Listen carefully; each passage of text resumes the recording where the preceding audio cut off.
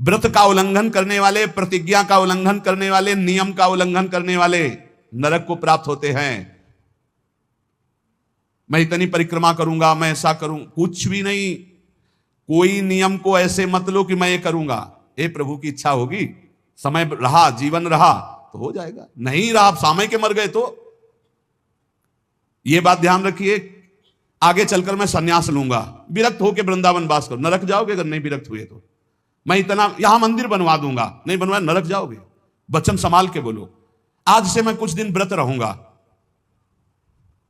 बकवास करना बंद कर दे तो जीवन उन्नति में हो जाता है। शाम का भोजन नहीं करूंगा, एकांत भजन करूंगा, नहीं भोजन मत करना लेकिन सेवा करो, भजन करो।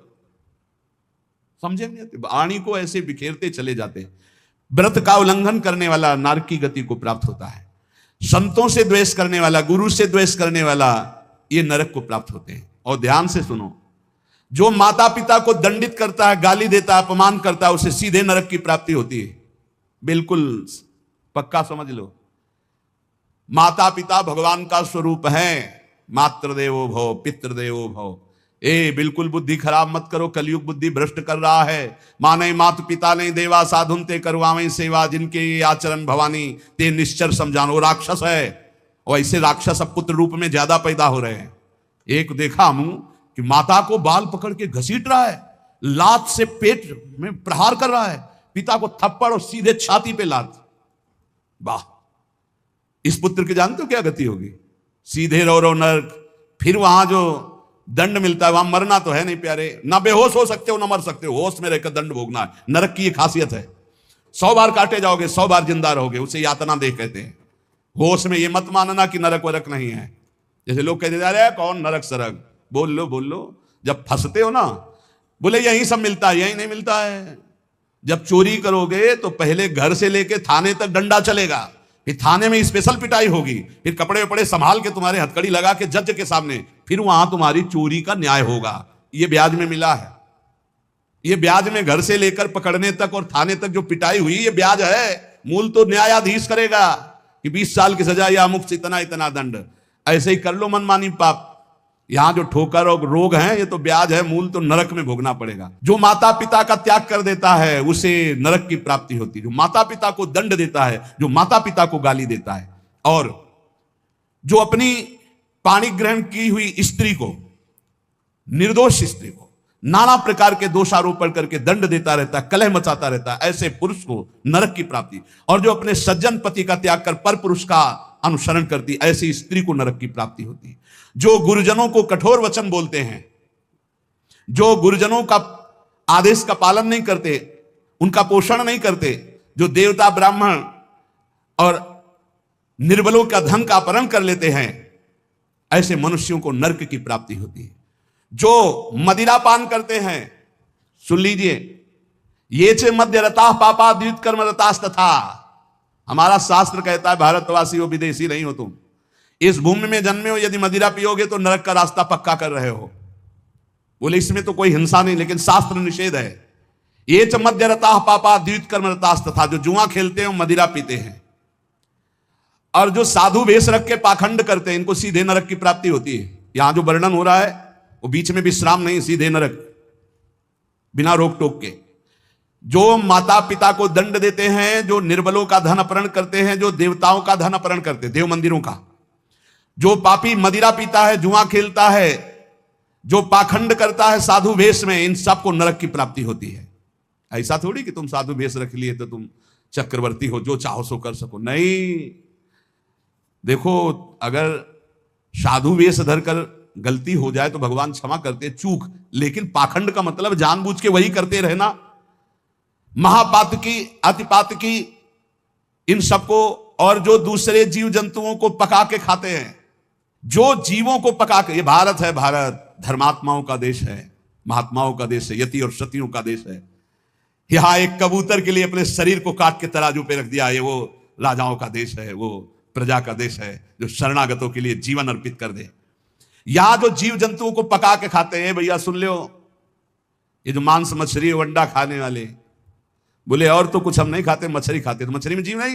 बोले नहीं, पानी की तरोई है। हाँ, हमसे बोले एक तरोई जो होती है वो जमीन में छेलती है, ये पानी की तरोई है मछली, और पानी की तरोई है वो। बनोगे तुम भी पानी की तरोई, तैयार हो जाओ, फिर तुमको सीधे मिर्ची की तरह तल के कढ़ाई में जिंदा फिर खाएंगे। वो काल स्वरूप भगवान है। अर्जुन को दिखाया कि देखो भीष्म द्रोणाचार्य लौंग इलायची की तरह फंसे हमारी दाढ़ों में, होश में रहो।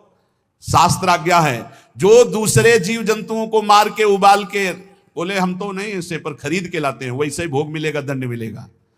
और सुनो, जो सत्कर्म का संकल्प करके सत्कर्म नहीं करते, सत्कर्म का संकल्प लेके सत्कर्म का ये करूंगा ये दूंगा ये ऐसा कभी मत बोलो, जबान से कर दो, कर दिया जबान से बोल दिया और किया नहीं तो नरक जाओगे।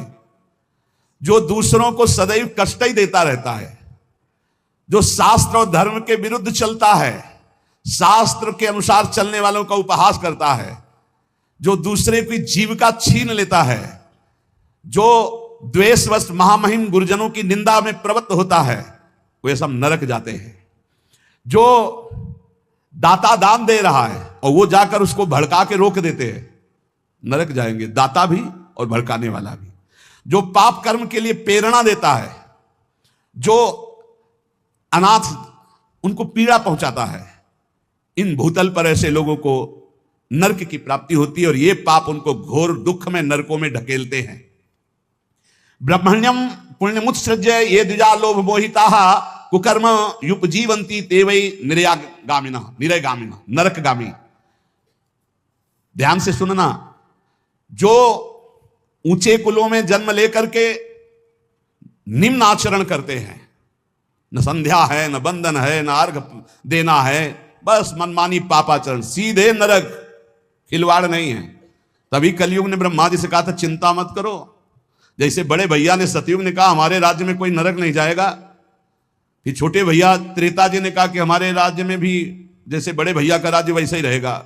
द्वापर ने कहा आज्ञा पालन की कोशिश करेंगे। तो कलयुग ने कहा ब्रह्मा जी से वचन देते हैं, भूल चूक से कोई स्वर्ग या परम पद चला जाए सीधे नरक भेजेंगे, हाउसफुल, नरक हाउसफुल रहेगा। देख लो ना, यही लक्षण है, जो लक्षण है उनको देखो प्राय।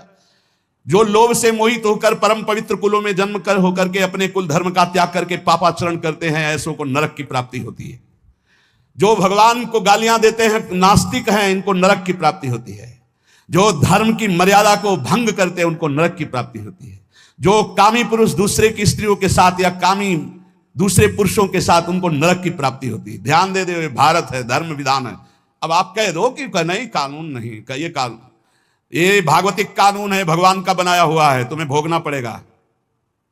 होश में सत्संग सुनाने के लिए ये बड़े बड़े शास्त्रों से, महर्षियों से इसीलिए चयन करते हैं कि तुम्हारे और हमारे होश ठीक रहे। ये भारत है, ये धर्म भूमि है, यहां मनमानी आचरण नहीं कि पतिवंचक परपति रति करई, गोस्वामी तुलसीदास जी, रौरव नरक कल्प सत परई, ऐसे पुरुष के लिए भी है। जो दंभ करता है, जो किसी को दान देने की बात कह के पलट जाता है, उसे नरक की प्राप्ति होती है। जो दूसरों की चुगली करता है, जो अभिमान में भर करके दैन्य पुरुषों को सताता है, ऐसे लोग होते हैं। जो झूठ बोलता है बात बात पे, उनको नरक की प्राप्ति होती है। जो अपनी बात कह के सीधे पलट जाता है, जो दूसरों का धन हड़प लेता है, जो दूसरों को निष्कलंक होने पर भी कलंक लगाता है, ऐसे लोगों को नरक की प्राप्ति होती है। जो पराये सुख और संपत्ति को देखकर जलते हैं, जो प्राणियों के प्राण लेने में बड़े सुख का अनुभव करते हैं, तलछा तलछा कर मारते हैं, बहुत निर्दयी लोग हैं, बहुत निर्दयी लोग। ये जलाते हैं पशुओं को, ऐसे पैर बांध दिए, ऊपर ऐसे सरिया डाल के उसमें पैरों में, और नीचे आग लगा दी, धीरे धीरे घंटों में तड़प, अब मुंह बंधा है, आवाज नहीं निकल, तड़प तड़प करो, मर रहे। और वो 4-10 बैठे हंसी मजाक करे, करो करो मजाक करो। यमदूत ऐसे ही बांधेंगे, बिल्कुल ऐसे ही। और वहां यहां एक दिन तुम ऐसा पाप करोगे, वहां सैकड़ों वर्ष उसका भोगना पड़ेगा। जैसे 15-20 मिनट पाप कर ले, कत्ल कर ले, व्यभिचार कर ले, पूरे जीवन जेल में रहना पड़ेगा, फांसी भी हो सकती है।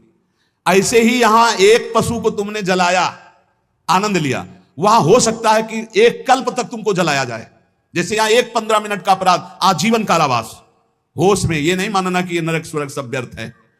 जो लोग पराई स्त्री को फुसला के फंसा के दुराचार करते हैं, मार देते हैं, जो लोग कुआं बगीचा पोखरा पौशाला इन स्थानों को अपवित्र करते हैं व्यभिचार के द्वारा, मलमूत्र त्याग के। मान लो पानी है, पानी में मलमूत्र करना, पानी में व्यभिचार करना, पानी, ऐसों को सीधे नरक मिलता है, सीधे नरक। पोखरे में, कुएं में, बगीचे में जो अपवित्र आचरण करते हैं उनको नरक की प्राप्ति होती है। जो देव स्थानों में दी गई जमीन संपत्ति को हड़प लेते हैं, जो बच्चों को चुरा लेते हैं, शिशु बच्चों को चुरा कर बेचना, या जो अतिथि को भोजन दिए बिना स्वयं भोजन कर लेते हैं, ऐसे लोगों को नरक की प्राप्ति होती है। जो सन्यास का संकल्प लेकर फिर सन्यास आश्रम को कलंकित करते हैं, जो मित्र भाव करके दगा दे देते हैं, ऐसे जितने पुरुष बताए गए ये सब के सब नरकगामी होते हैं। इसलिए हम श्री भगवान का आश्रय लेकर नाम जप करते हुए सुधार करें, हमको नरक न जाना पड़े, इसी जन्म में हमारी भगवत प्राप्ति हो जाए, निश्चित हो जाएगी नाम जप से। और ये संकल्प लो, अब लो नसानी अब ना नसई हो, तो भगवान कृपा करके माफ कर देंगे। हम तो हम सर्व पापेभ्यो मोक्षयिष्यामि मा शुचा। श्री राधा वल्लभ लाल की।